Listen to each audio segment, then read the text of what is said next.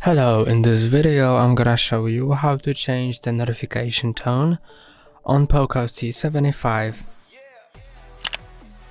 First go to settings, then go to sound and vibration, and now you can set a ringtone for calendar sound as well as other notifications and reminders.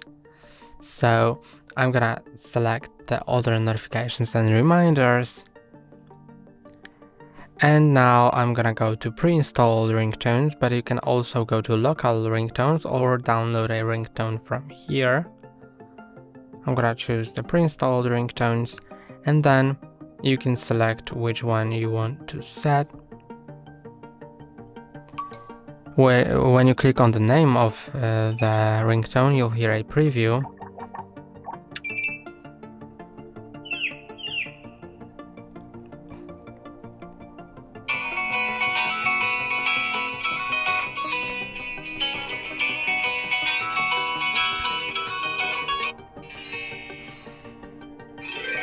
And when you choose the one you want, click on apply, then OK. And if it says applied successfully, it should be applied successfully indeed.